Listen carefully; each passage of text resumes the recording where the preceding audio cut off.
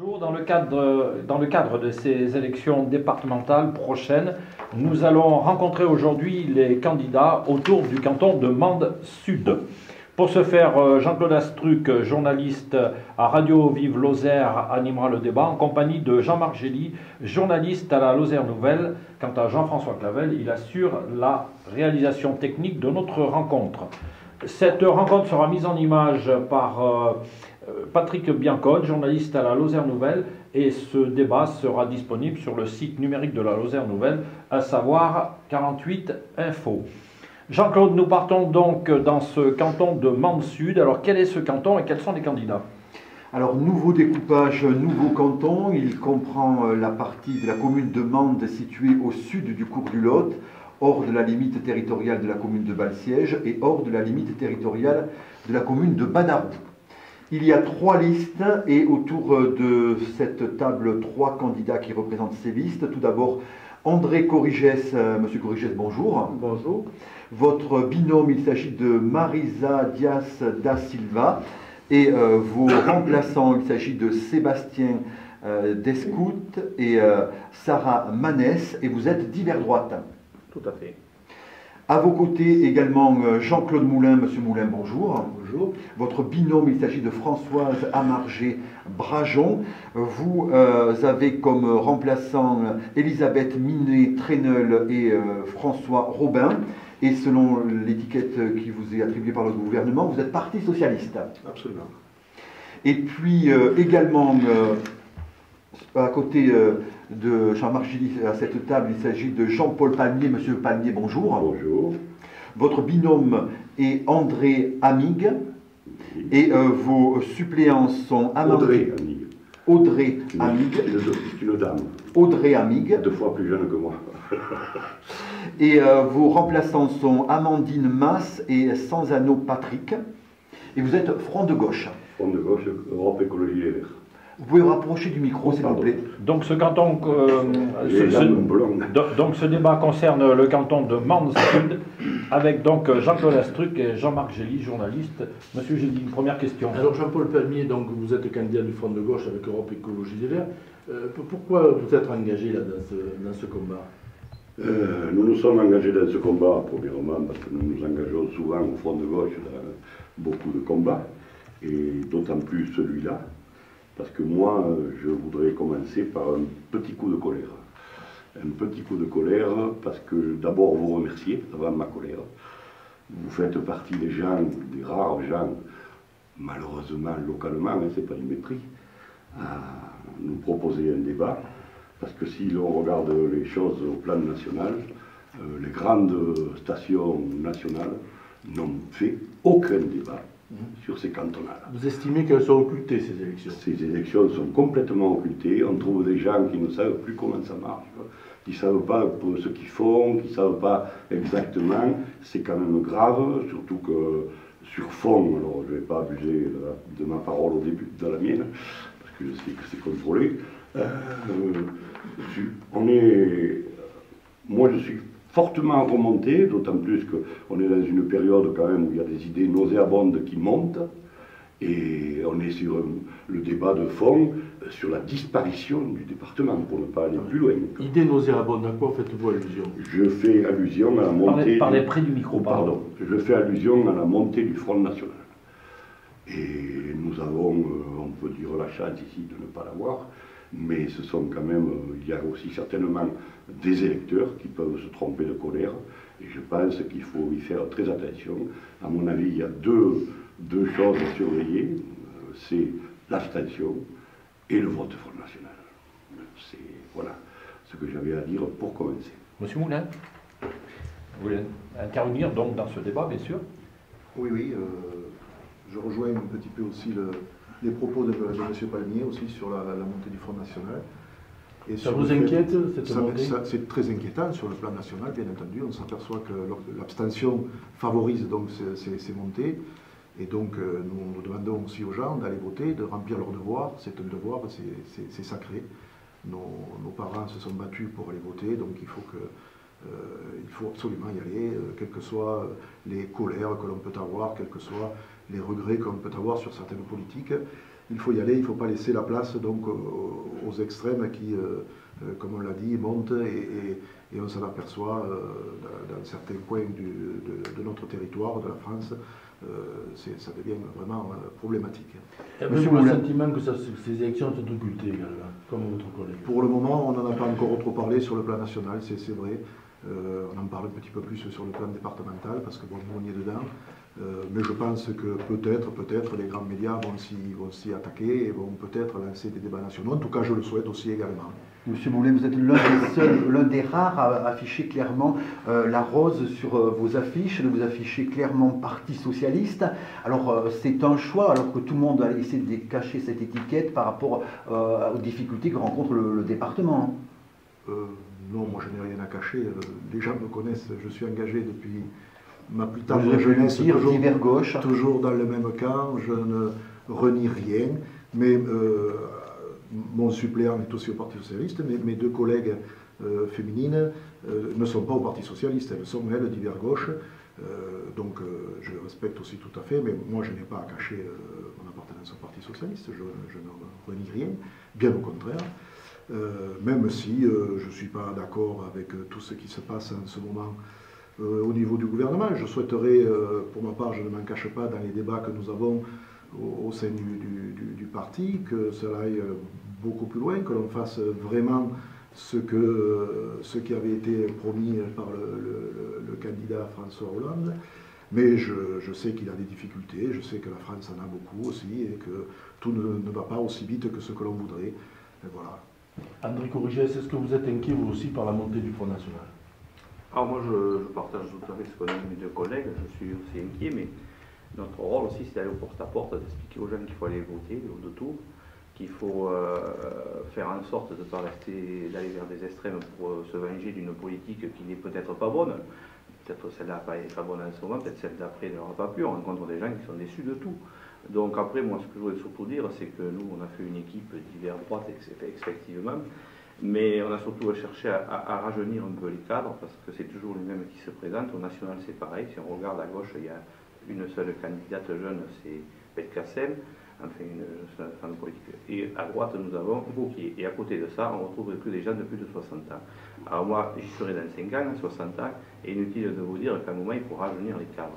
Donc je pense que j'ai monté déjà d'une part l'équipe à peu près la plus jeune du département, voire la plus jeune, toutefois avec des compétences, et que je me suis aussi attaché à avoir autour de moi des gens qui représentent, malgré que ce soit une liste courte de 4, un peu tout le monde. Donc vous avez un chef d'entreprise, vous avez une profession libérale, vous avez un employé du privé et un employé au service du public. Et ça, je crois que c'est un signe d'union, c'est quelque chose qui fait que nous avons peut-être une liste un peu atypique sur ce canton de Mende-Sud, et peut-être même pas mal par rapport au reste du département. Du côté de la majorité départementale, il semblerait qu'on ne se soit pas tellement bousculé pour se présenter dans ce canton de Mende-Sud. Et vous avez relevé le défi, quoi. Ben moi, c'est pas mon problème. Moi, la majorité départementale m'a proposé de me soutenir. J'ai dit oui. Alors, je vais vous dire oui, pourquoi? Parce que sur 55% de ce qu'ils ont fait, ils ont fait de bonnes choses. Contrairement à ce que j'ai entendu hier dans un de vos débats, si on lit le commentaire de BFM TV, comme ça, moi, je vais faire le point de suite. Effectivement, la Lozère est classée 54e, je crois, mais je peux vous amener là aussi un document où la Lozère est classée 2e sur le journal du Net. Alors les sondages, vous savez, on leur fait dire ce qu'on veut, mais complètement ce qu'on veut. Alors je vais mettre ça au clair d'entrée. Moi j'ai été première entreprise de mon groupement et je le suis encore. Le problème, c'est que je fais un petit chiffre d'affaires. Donc à Lozère, on a autant de routes qu'ailleurs et il faut les entretenir pareil. Donc forcément, coûte plus cher. Voilà, donc on fait dire ce qu'on veut. La majorité départementale, selon vous, a bien géré ce département? Pour 60%. Voilà, donc, moi ils le savent, de toute façon, j'ai été très clair avec eux. Hein. Je ne m'interdis rien. Demain, au Conseil général, j'y vais dans un rôle de cohésion et de faire entendre les gens entre eux. J'en ai marre de ces bagarres. Et vraiment, il faut maintenant que ça cesse. Je ne peux plus tolérer d'entendre droite, gauche, tout ça. Nous sommes des Lozériens, nous sommes des Mandois. Voilà. 60% favorables, les 40% qui ne le sont pas, c'est quoi alors? On va y venir dans vos questions, hein. Pas de soucis. Monsieur Moulin, alors le département, il a fait quelque chose pour Mende, pour votre canton? Vous dites dans votre acte qu'il a rien fait. Je n'ai jamais dit il n'a rien fait. Je dis qu'il y a un très fort déséquilibre entre la partie est et la partie ouest du département. tout le monde le reconnaît. J'ai écouté vos émissions, j'ai entendu des gens soutenus d'ailleurs par M. Pourquier reconnaître, notamment le président de la Chambre des métiers, reconnaître qu'il y avait un très fort déséquilibre entre la partie Est et la partie Ouest. La partie Ouest, bien entendu, c'est l'axe Fournel, Lacanour et le Massegros. Hein. J'ai des exemples très précis. Effectivement, ceci, ça ne peut plus durer.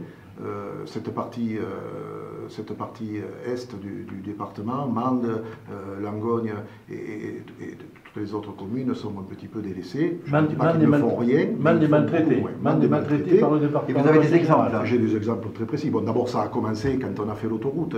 Quand Jacques Blanc a fait l'autoroute qui devait passer par Lacanour, théoriquement, cette autoroute aurait dû passer par le centre du département et irriguer tout le département. On n'en serait pas là à l'heure actuelle. Ensuite, on s'aperçoit des inégalités dans les zones d'activité. Il crée une zone d'activité, il la met à la Tilleul, qui est quasiment dans l'Aveyron. Dans le secteur social, c'est pareil. Sur Mende, il nous manque des places en maison de retraite. Nous avons 2 maisons de retraite, elles sont pleines à craquer. Il y a une place pour 100 habitants en maison de retraite à Mende. Il y a une place pour 10 habitants sur le Massegros ou sur Fournel. C'est quelque chose qui n'est pas normal. Mais j'y reviendrai dans nos propositions, puisque j'ai des propositions tout à fait concrètes là-dessus. Mais il y a d'autres choses que je voudrais citer, juste quelques chiffres. La dotation urbaine du Conseil général sur Mende, jusqu'en 2009, elle était de 440 000 €. Depuis 2009, elle est tombée à 253 000 €. Si on le rapporte au nombre d'habitants, ça fait 19,50 € par habitant sur Mende. Si on rapporte la même somme sur les habitants du Massegros, sur ceux qu'ils touchent, ça fait 484 € par habitant du Massegros, soit 25 fois plus. Il y a un véritable déséquilibre, ce n'est pas acceptable. Lorsque l'on, bon, vous savez, comme vous le savez, Mende travaille beaucoup pour se développer, pour rendre la vie plus agréable. La saison culturelle de Mende, qui est quand même reconnue un peu partout comme très intéressante, le Conseil général apporte 0 € sur la saison culturelle. Donc, bon, ce sont des exemples bien précis. L'aménagement du territoire, là, on a créé 2 voies nouvelles, l'avenue Victor Hugo et l'avenue Nelson Mandela. Quelle était la participation du Conseil général sur ces travaux? 0 €. L'allée Piancourt, qui dépend du Conseil général, depuis 2008, il n'y a pas eu 1 € d'investi dessus. Ça, ce sont des chiffres concrets. Voilà la réalité. Monsieur Palmier. Oui, moi, je suis d'accord avec ce qui vient de se dire. Il faudrait remarquer à M. Corriger que la droite départementale gère, on ne s'en souvient même plus de la date depuis le temps qu'il gère, donc ça doit être 50 ans ou quelque chose, donc il faut bien qu'il garde toute la responsabilité, en bien ou en mal. J'ai pas dit le contraire. Voilà, en bien ou en mal, c'est tout. Non, moi 60-40, monsieur. Oui, vous faites 60-40 ou 65, on s'en fout. Oui,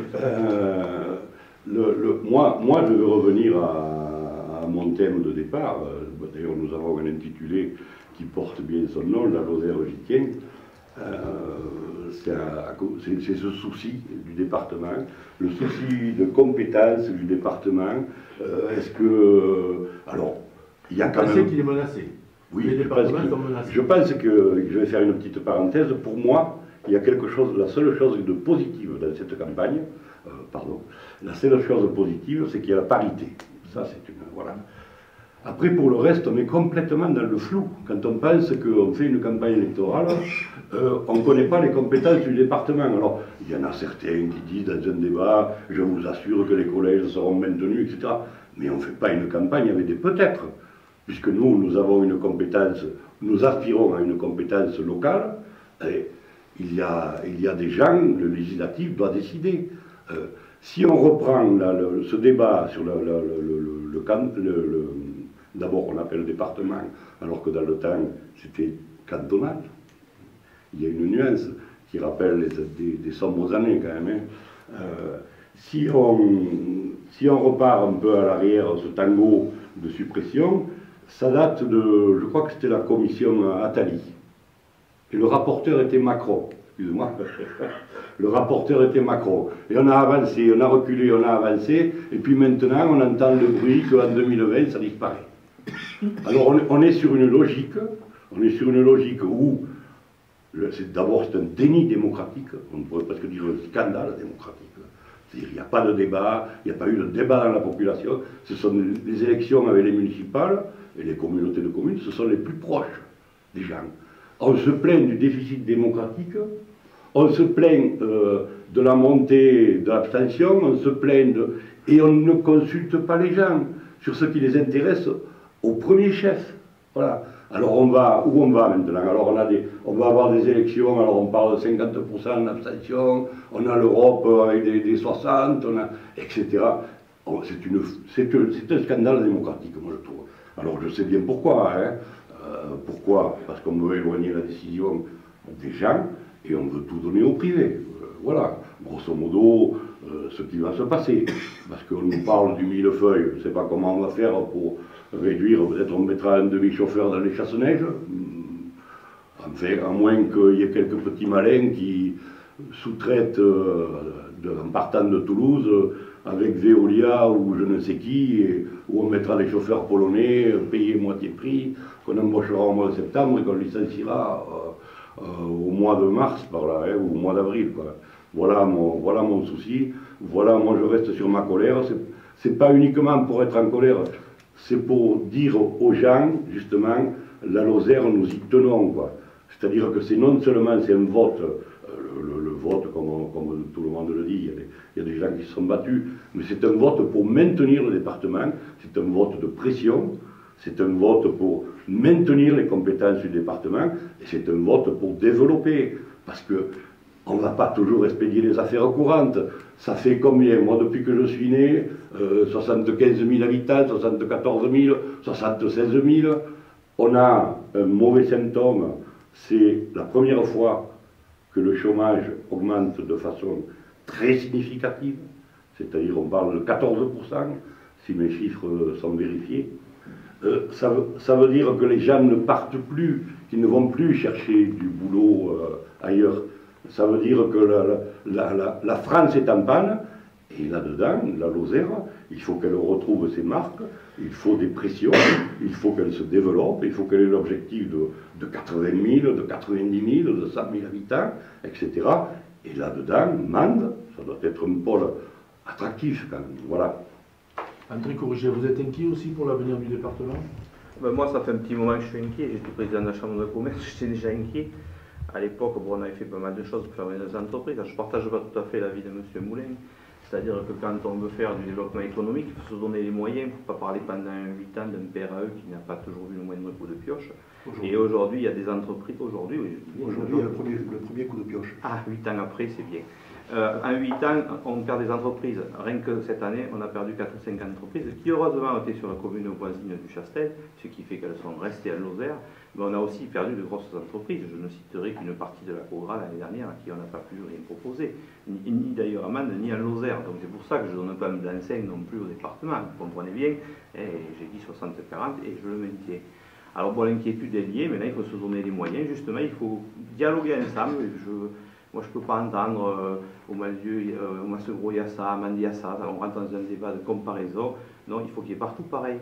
Moi, j'ai regardé les chiffres, je ne vais pas vous en donner beaucoup. J'ai regardé les chiffres, j'ai constaté que sur 6 ans, bon, à Mende, il y a à peu près 13,5 millions d'euros du Conseil général de dépensés. On n'a pas aidé la culture, mais on a mis quand même presque 1 million d'euros sur l'espace événement qui doit servir à faire de la culture. Je pense que là, on n'a pas été si mal servi que ça.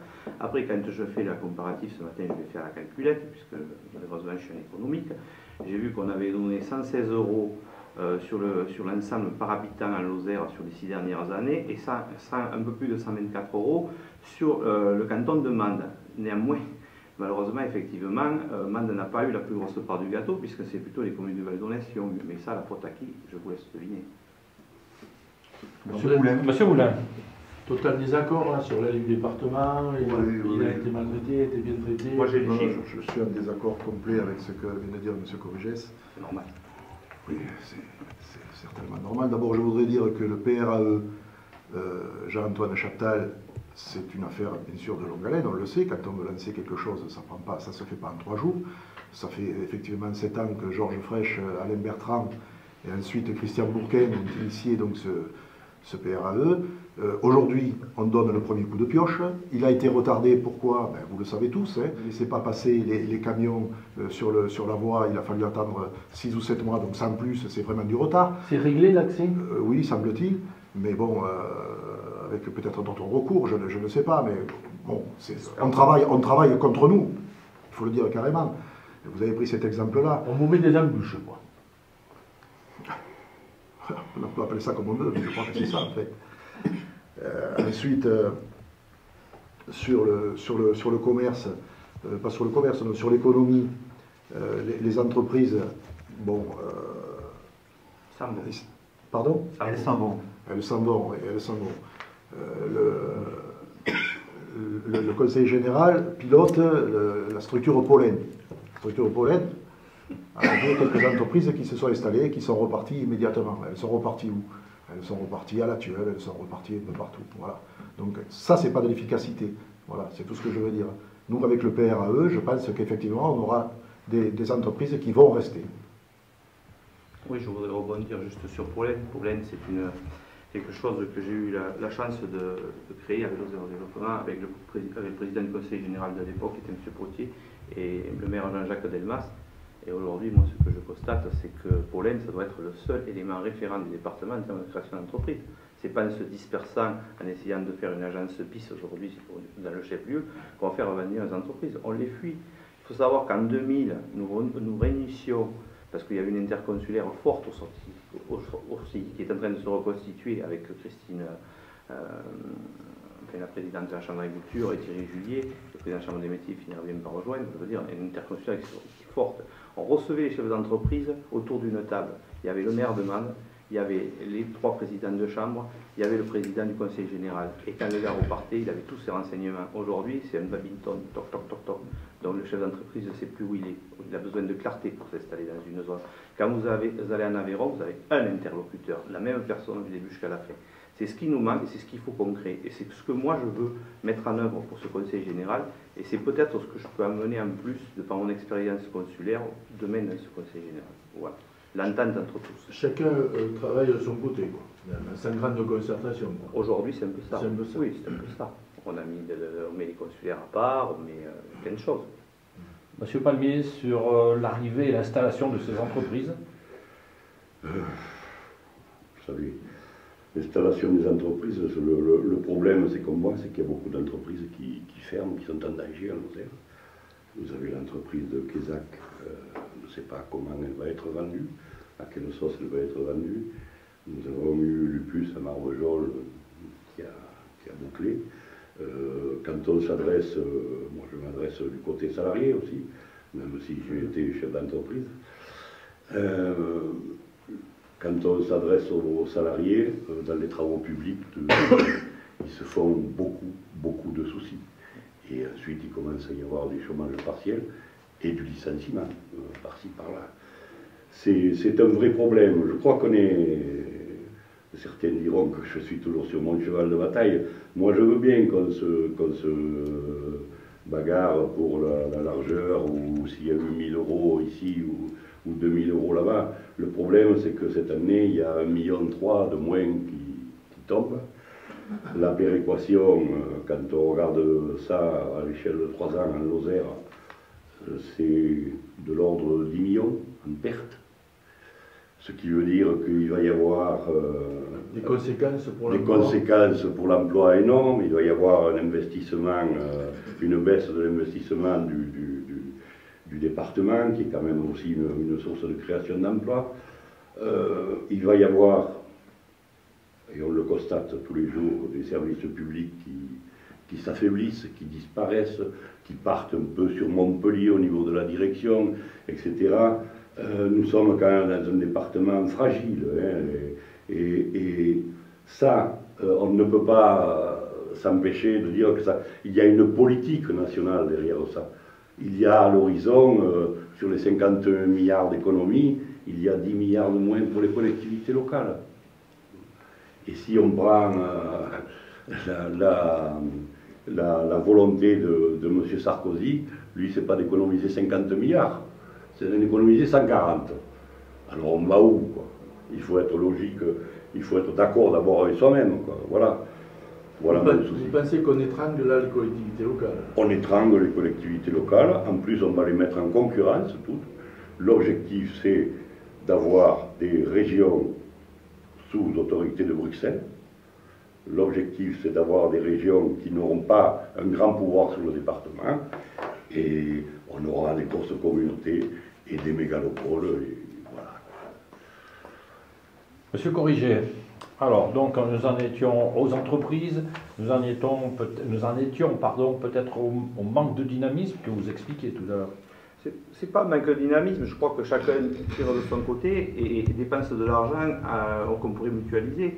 En définitive, là on en est aujourd'hui à démolir un stade pour installer des entreprises, je trouve ça un peu regrettable.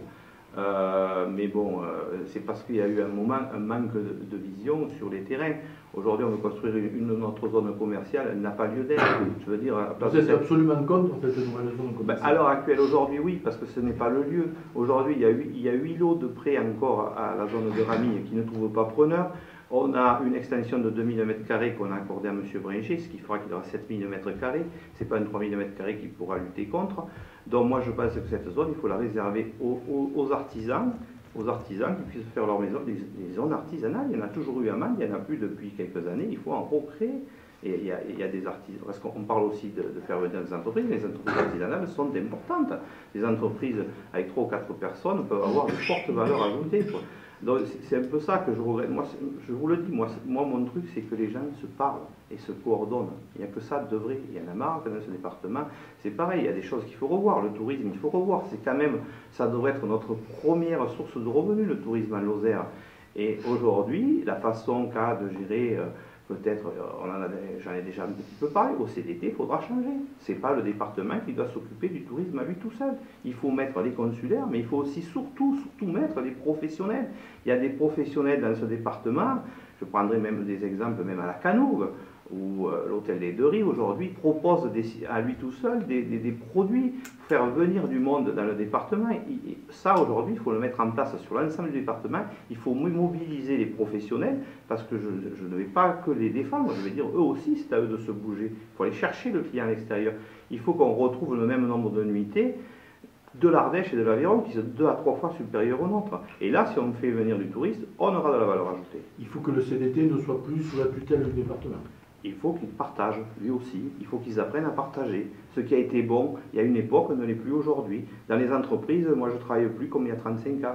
J'évolue. Et j'évolue pourquoi? Parce que derrière moi, j'ai des jeunes. J'ai des jeunes. C'est pour ça que mon équipe est jeune d'ailleurs. Parce que les jeunes n'ont pas les mêmes idées que moi. Il faut arrêter de rester dans des carcans de personnes entre 50 et 65 ans, 70 ans, et ne pas mettre de jeunes. Il faut rajeunir cette politique à Lozère. Après, je partage beaucoup de points de vue avec M. Palmier. Je vais vous citer, vous parliez des compétences. Alors aujourd'hui, les compétences, j'espère que je ne suis pas le seul à l'avoir vu, on les connaît un petit peu mieux. On va garder les collèges, on va perdre les autobus, on va garder l'économie pour le moment jusqu'en 2017, on va garder une compétence sur le sport et une compétence sur la culture. J'espère que je ne vous l'apprends pas, que vous l'aviez tous vu, c'est sorti dans la tribune hier et voilà. C'est pas encore tout à fait réglé, mais on va à peu près vers ça. C'est la mort des autocaristes lozériens. Je rejoins mon collègue à côté. Veolia prendra le marché. Et plus de boulets, plus de trousseliers, plus de greffiers, plus rien. Ils prendront le marché. Qu'ont-ils à faire de perdre un peu d'argent sur la Lozère dans une région de 5 700 000 habitants? Si demain vous n'avez pas des gens qui ont l'habitude de prendre la parole en public, comme je sais le faire à Montpellier et ailleurs, pour aller défendre notre Lozère, on est foutu. Et les emplois qui vont avec aussi. Monsieur Moulin, on relève les manches, il faut se battre alors? Oui, il faut se battre. Il y a un seul point sur lequel je serais d'accord avec M. Corrigès, c'est lorsqu'il parle du tourisme. Du tourisme, effectivement, je partage aussi là aussi son opinion. Le CDT n'a pas fait vraiment son boulot. Il y a beaucoup à faire sur ce département. On a des richesses naturelles qui sont extraordinaires, que l'on ne met pas assez en évidence, que l'on n'exploite pas assez. La politique de communication du Conseil général là-dessus est quasi inexistante. Je pense que la Lozère devrait être la capitale d'un tourisme vert en France. On devrait venir de partout pour faire des randonnées. On a une richesse naturelle qui est extraordinaire. On a aussi une richesse patrimoniale autour de Mende, autour de villes comme Marvejols, qui ne sont pas assez attractives. Ceci, il faut le mettre en musique, il faut effectivement le développer et en même temps le faire connaître, le faire savoir. Là-dessus, il faut changer de politique au niveau du CDT. Par exemple, on vient de créer ce chemin urbain 5, qui est quelque chose qui va dans ce sens, qui est quelque chose qu'il faut faire, que l'on va nous sûrement faire reconnaître, mais il faut que la Lozère prenne le relais. Il faut qu'on arrive donc à avoir effectivement le nombre de nuitées qui a baissé d'ailleurs ces dernières années sur le département, c'est exact. Il faut qu'il arrive à être comme les départements limitrophes, l'Ardèche ou l'Aveyron, qui n'ont pas plus de richesse naturelle que nous. Voilà, il faut donner un bon coup de pied, je crois, dans la fourmilière au niveau du CDT et faire quelque chose de beaucoup plus attractif. Et voilà. Et en ce qui concerne le centre commercial, un nouveau centre commercial? Oui, c'est-à-dire qu'il faut donner aux populations le choix. Pour le moment, il n'y a qu'un centre commercial. Le fait de créer un deuxième, même plus modeste, va permettre de donner un certain choix à la population. Ensuite, on se plaint tout le temps qu'une certaine partie de la population part faire ses achats dans les centres commerciaux des environs de Montpellier, de Clermont, de Rodez, voire du Puy. Si on a ces enseignes-là sur le territoire de la commune de Mende ou dans les environs proches, ces gens-là ne partiront plus, ils resteront sur place. C'est ça le but. Le but, c'est d'avoir que déjà la population lozérienne aille sur les installations qui sont en Lozère. Voilà. Monsieur Palmier, un second centre commercial, un danger, un atout?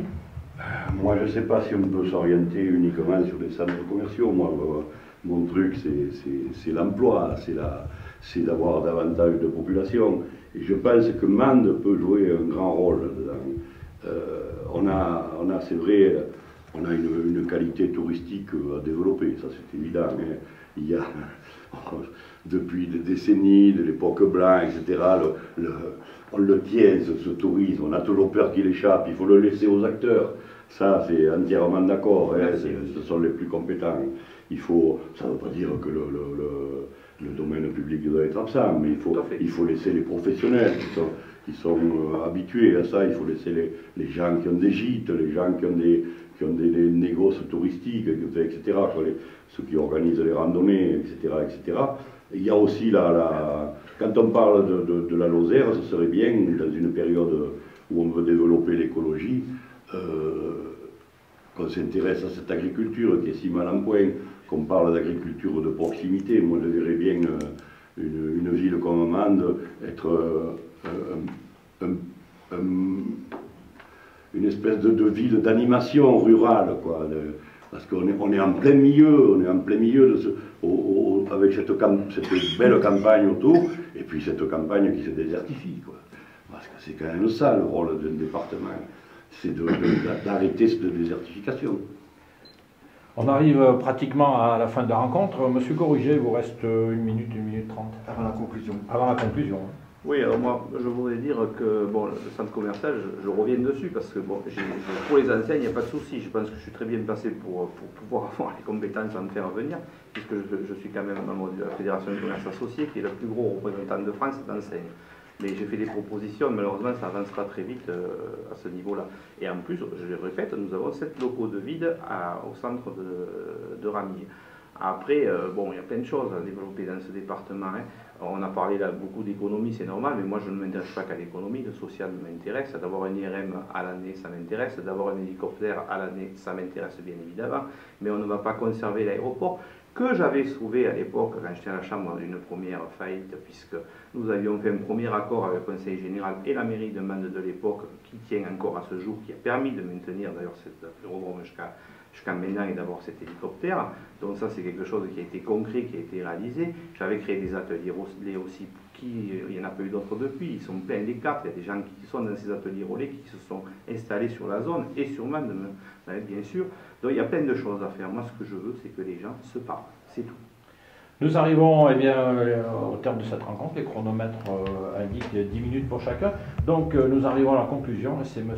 Palmier qui conclut le premier. 1 minute. Oui, bon, pour conclure, c'est vrai qu'on a 10 minutes, c'est un peu court pour les propositions. Bon, les électeurs nous croisent assez souvent, on a des programmes, nous avons une dizaine de propositions dans ce domaine-là. Moi, je voudrais revenir au pourquoi de notre liste, la Lozère j'y tiens. J'expliquais tout à l'heure que c'était en même temps c'est pour défendre la vie des gens en Lozère, quoi, pour stopper cette désertification, pour développer l'emploi. Nous avons une liste Front de Gauche, Europe Écologie Les Verts. Alors, contrairement à ce que dit monsieur Corrigé, excusez-moi, j'ai les petits trous. Je suis un peu le doyen là, mais j'ai quand même dans ma cadrette, il y a deux jeunes filles. Il y en a une, j'ose pas dire leur âge, mais il y en a une qui a la moitié de mon âge, certainement pas, et l'autre, ça doit être presque le tiers. Alors, on a aussi de la jeunesse, il en faut. Voilà, nous, c'est une liste qui a été élaborée, nous sommes présents dans les 13 cantons. C'est une liste qui a été élaborée avec Europe Écologie et, voilà, et en appui par un collectif. Monsieur Moulin, le temps de la conclusion. Oui, au cours de cette campagne, nous avons fait du porte-à-porte, nous en faisons encore. Et nous avons rencontré beaucoup de gens qui espèrent et qui ont envie que cela change au Conseil général. Nous sommes portés par cet espoir. Nous invitons les Mandoises et les Mandois à voter pour notre équipe, une équipe ambitieuse et qui, en développant Mende, va assurer l'avenir de ce département. Nos propositions vont dans ce sens. Nous voulons créer une 3e maison de retraite sur Mende. Nous voulons sauver l'aérodrome et créer une base permanente de sécurité civile. Nous voulons créer des liaisons entre Mende et les bourgs-centres, des liaisons à 1 € en quart. Cela se fait entre Mende et Florac à 1,5 €. Je pense qu'on peut le faire aussi pour amener des gens sur les commerces de Mende. Nous voulons aider aussi au musée Ignon Fabre qui va se faire en centre-ville, qui va permettre un développement aussi autour de lui. Nous voulons créer une politique touristique sur les richesses patrimoniales de Mende et sur les richesses naturelles du département. Et bien entendu, nous voulons aussi défendre les services publics. C'est essentiel pour Mende. Nos propositions vont dans ce sens. Notre cœur, c'est Mende, notre ambition, c'est la Lozère. Monsieur Corrigé, la conclusion. Et moi, Enfin, je voudrais quand même dire un petit mot sur la culture. Il faut là aussi qu'on fasse des efforts de concertation. Il faut effectivement travailler sur ce musée départemental, parce que le musée il a une caractéristique départementale. Il faut profiter de l'atout de Mende en destination touristique, mais au départ pour des séjours de longue durée sur le département. C'est quand même, c'est vieux de 1800 ans, Mende, par la naissance de l'Ermitage Saint-Privat. Donc tout ça, c'est des choses, on n'a pas le temps aujourd'hui, il y a dans le social, il y a beaucoup à faire.